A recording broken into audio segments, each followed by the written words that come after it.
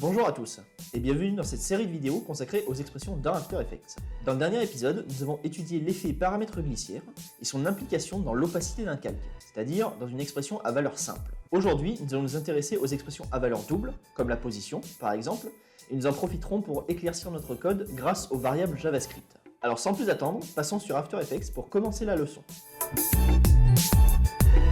Dans l'épisode précédent, nous avons eu une erreur en appliquant la valeur du curseur du paramètre glissière à la position de ce calque. Cette erreur se manifestait par ce bandeau orange qu'on voit en dessous de l'image, ainsi que par cette petite icône qui signifie qu'il y a une erreur. Alors petite astuce, si After Effects vous renvoie une erreur mais que vous ne savez pas exactement où dans vos calques, là nous n'en avons qu'un, et si jamais il y en a plusieurs ça peut être compliqué, je vous conseille de cliquer sur la petite loupe de façon à ce qu'il vous pointe immédiatement la ligne en cause. De plus, en cliquant sur la petite icône, After Effects vous renverra un message qui vous indiquera la condition de votre erreur. Ici, After Effects vous dit que le résultat de l'expression doit être de dimension 2 et pas 1. Ce que ce message signifie, c'est que la valeur de position d'un calque doit être à la fois déterminée sur l'axe des X et sur l'axe des Y. Donc, effectivement, sur une dimension 2 et non pas 1. En appliquant simplement un effet du paramètre glissière à notre position, nous avons simplement renseigné une seule valeur, alors que nous aurions dû en renseigner deux. De plus, il faut savoir que dans ces conditions, une dimension 2 doit se noter de la manière suivante. Entre crochets, la valeur x pour l'axe des x, virgule, y pour l'axe des y. Ainsi, si nous voulons utiliser le paramètre glissière pour déterminer la position d'un calque, nous devons impérativement mettre cette valeur entre crochets et le dédoubler pour que nous ayons une valeur à dimension 2 et non plus à dimension 1. Comment on fait ça? Je vous montre tout de suite. Ici, nous avons déjà l'effet paramètre glissière curseur, qui renvoie donc à cet effet. Il faut imaginer que cet effet doit être dédoublé pour avoir une valeur de dimension 2 et non plus de dimension 1. Donc la première chose à faire est donc de placer une virgule juste après cette valeur, une simple virgule, et de copier et coller la valeur de façon à ce que le paramètre glissière qui actuellement est à 0 soit renvoyé comme 0 sur l'axe des X et 0 sur l'axe des Y. De plus, si vous vous souvenez bien, je vous ai dit qu'il fallait mettre la valeur entre crochets. Donc, crochet à gauche pour ouvrir et crochet à droite pour fermer. Et vous verrez, notre calque va se déplacer en haut à gauche de l'image, puisque, comme je l'ai dit, la valeur de position sera à 0 sur l'axe des X et à 0 sur l'axe des Y. Voilà. Et maintenant, si jamais je change la valeur du paramètre glissière, vous voyez mon calque bouger. Maintenant, utilisons les paramètres glissières pour définir à la fois la valeur sur l'axe des X et la valeur sur l'axe des Y.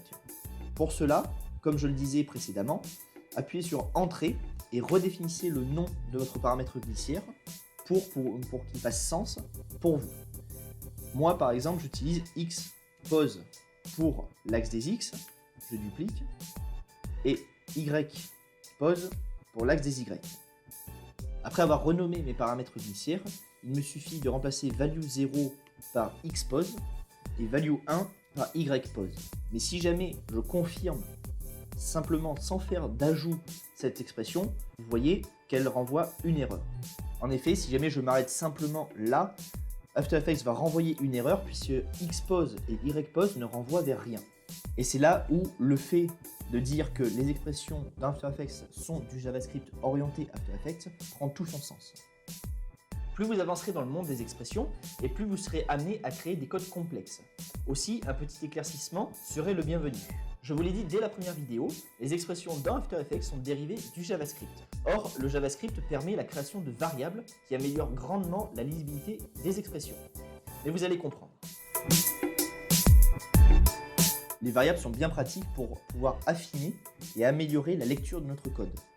En effet, si nous reprenons notre expression et que nous déterminons une variable x équivalente à notre paramètre glissière xPose, point virgule, ne pas l'oublier, puis que nous créons une autre variable y cette fois-ci, équivalente à notre paramètre glissière, cette fois-ci yPose, de façon à ce que nous ayons les deux valeurs indépendantes l'une de l'autre.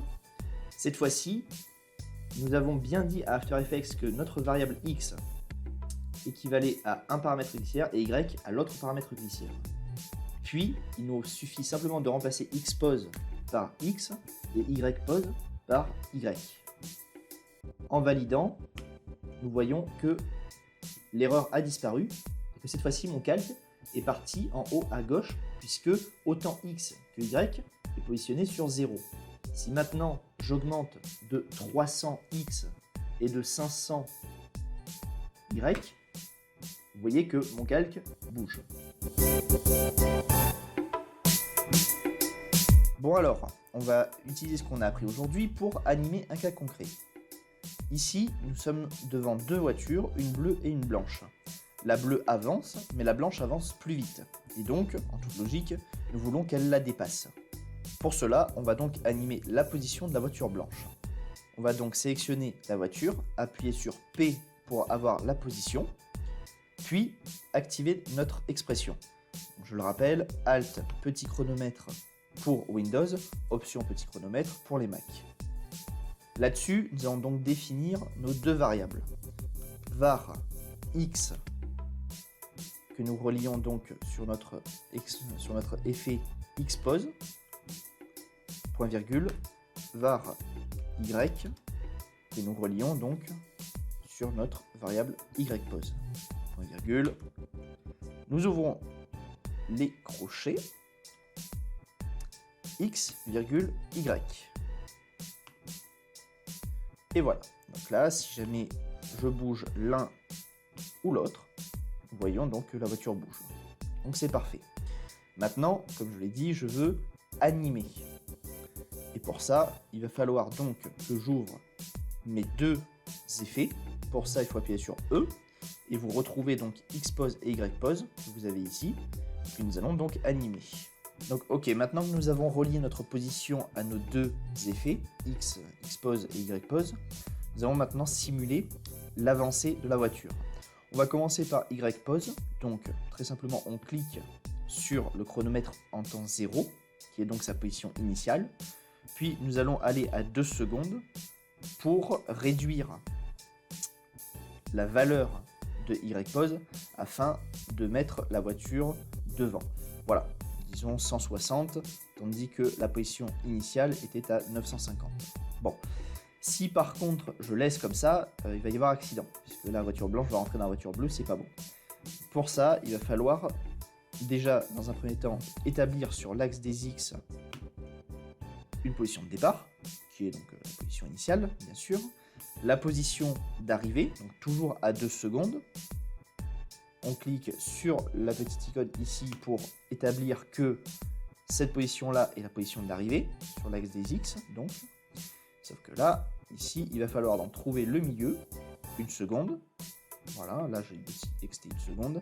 Et dans ce cas-là, simplement réduire la valeur de X afin de décaler un petit peu la voiture. Donc là, si jamais on prend la timeline et qu'on la fait jouer, très simplement, la voiture dépasse et revient. Nous voici donc à la fin de la leçon 106. Si vous avez apprécié cette vidéo, n'hésitez pas à vous abonner, à la partager et à me suivre sur les réseaux sociaux. Cela me permettra de voir grandir la chaîne et de proposer toujours plus de contenu. Si vous avez des demandes particulières ou des interrogations, n'hésitez pas à les poser en commentaire et je ferai en sorte d'y répondre. N'hésitez pas non plus à télécharger gratuitement en description le document qui vous servira à suivre pas à pas ce que je fais dans cette série de vidéos. Quant à moi, il ne me reste plus qu'à vous souhaiter une bonne fin de journée. A plus!